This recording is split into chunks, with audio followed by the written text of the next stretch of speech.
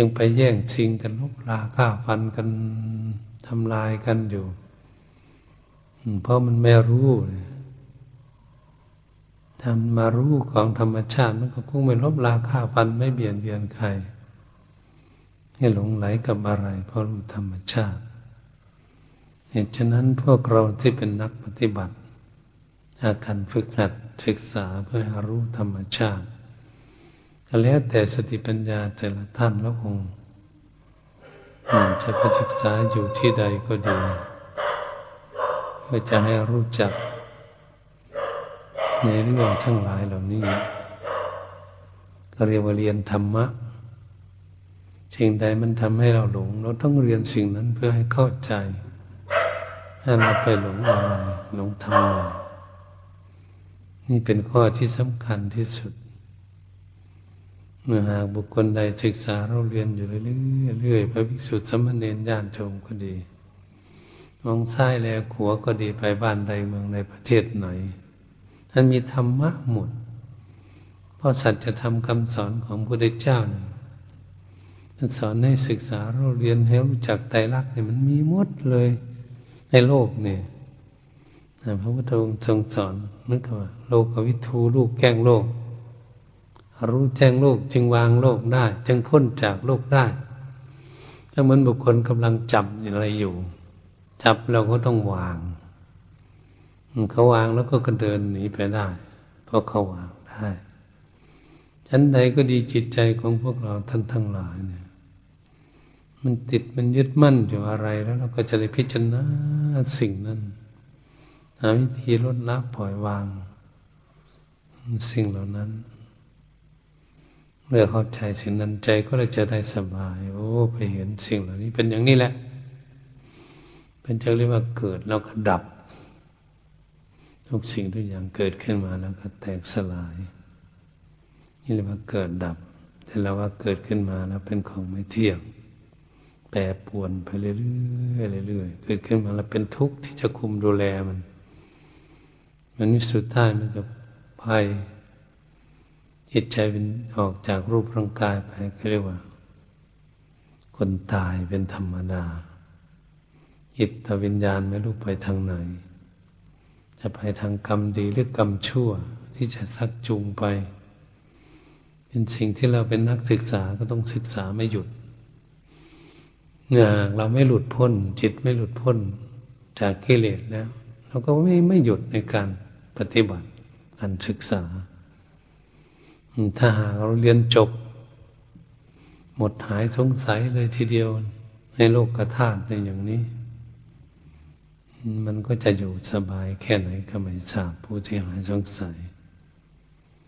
นี่แหละพวกเราจะเรียนเข้าไปหาที่ไม่สงสัยพอเข้าใจในธรรมะก็จะไม่สงสัยในธรรมะคืออะไรแล้วโลกนี้อยู่กันอย่างไรไม่ลบราฆ่าฟันเบียดเบียนกันจะอยู่กันได้ไหมมันก็อยู่ได้เนี่ยไม่มีปัญหาอะไรนั่นแหละพวกเราศึกษามันธรรมะมันมีเต็มโลกอยู่นี่นะเราจะไปศึกษาที่อื่นไม่ได้ถ้าศึกษาสิ่งที่อยู่ใกล้ๆเรานี่แหละสิ่งที่อยู่ไกลมันก็เหมือนกันถ้าเราไม่เชื่อก็เราดูเขาสร้างบ้านสร้างช่องอยู่ประเทศอื่นสร้างอยู่ในประเทศเราก็เหมือนกันอยู่ไปมันเข้าแก่ค่ำค่าไม่มีใครบังคับมันนะสลักหักพังลงไปโอ้ก็ต้องเรียนใหม่ท่านศึกษาใหม่นะถ้ามัน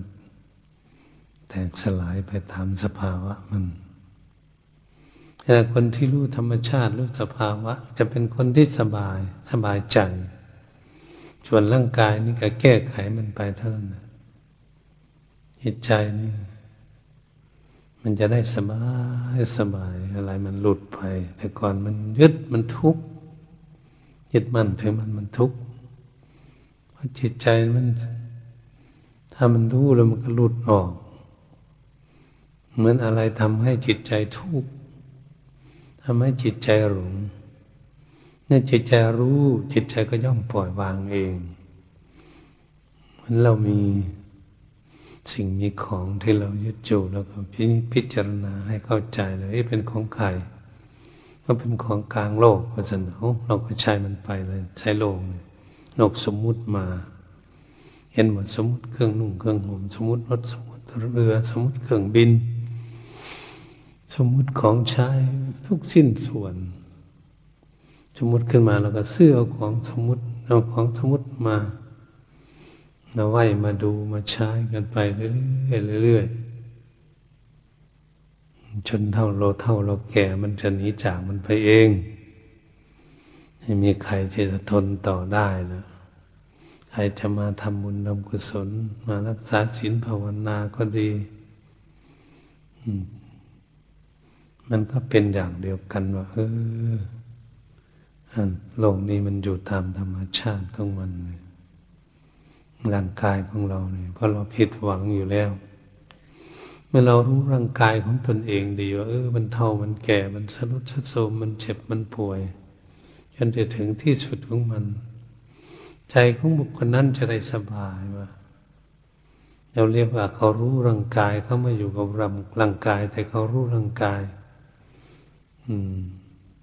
เขาก็ได้สบายเรารูปร่างกายของตนเองนี่แหละเป็นสิ่งที่สำคัญที่สุด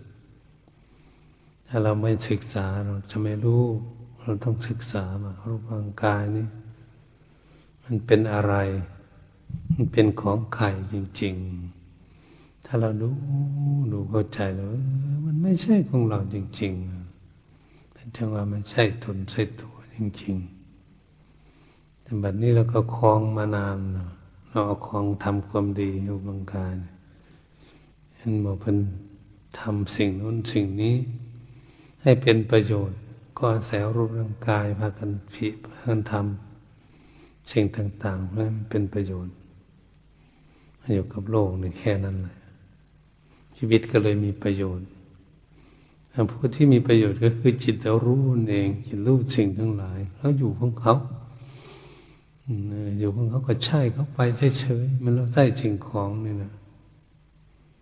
จิตมันจึงจะไม่ยึดมั่นทำให้เกิดทุกข์ก็มันรู้ในเบื้องต้นมันก็จะสบายขึ้นถ้ารู้มากในท่ามกลางมันยิ่งจะสบายถ้ารู้หมดไม่รู้จะสบายแค่ไหนเหมือนพระอรหันตเจ้าทั้งหลายเนี่ยทุกท่านทุกองค์ท่านรู้แจ้งเห็นจริงแล้วเข้าใจชัดเจนไม่รู้ว่าท่านจะอยู่สบายแค่ไหนคงจิตของท่านจะว่างจากอะไรว่างจากความยึดมั่นถือมั่นอะไรต่างๆจิตใจของท่านจะได้สบายสว่างไสวจิตใจแช่มชื่นเบิกบานจิตใจแช่มชื่นเบิกบานด้วยอะไรก็รู้ด้วยสติปัญญารู้ธรรมชาติท่านจึงสรุปลงว่า สิ่งของทั้งหลายเหล่านี้ตั้งอยู่กับโลกตราบใดที่โลกยังตั้งอยู่อย่างนี้สิ่งเหล่านั้นมันก็ตั้งอยู่เป็นอยู่อย่างนี้กับโลกแต่ว่าบุคคลเรียนโลกรู้โลกเข้าใจในโลกบุคคลนั้นจะสบายที่สุดเพราะเข้าใจไม่ทุกข์ไม่เดือดร้อนไม่วุ่นวายเพราะมีสติปัญญารู้อยู่ตลอดก็เลยได้เป็นผู้สบายที่ไหนล่ะสบายที่จิตใจรูปร่างกายมันไม่สบายหรอกมันเป็นโรคภัยไข้เจ็บมันบอกเกิดแห่งความทุกข์ก็มีตั้งแต่ใจท่านสบายรูปร่างกายนี่ไม่มีทางสบายเพราะตั้งอยู่ในความทุกข์อยู่ดีๆแล้วถ้าบุคคลท่านใดก็ดีญาณโยมก็ดีรู้มันเข้าใจรูปร่างกายมันอยู่ธรรมชาติของมันอย่างนี้จริงเราก็มายึดเอาว่าเป็นของเรา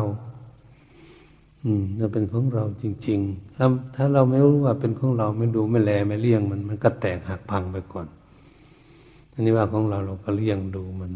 หิวข้าวหิวน้ำก็ดีหลับนอนก็ดีมันเขาไว้ใช้ท่านนะมันจึงเปรียบเทียบรูปร่างกายของเราเหมือนเปรียบเทียบยืมเงินธนาคารมานี่แหละ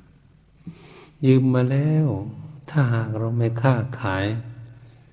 น่าจะได้กำไรที่ไหนล่ะ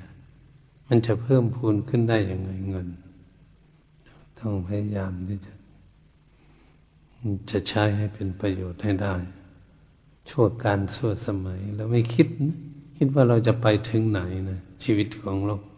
คนแต่ละคนไม่รู้ว่ามันจะไปถึงกี่วันมันไปเรื่อย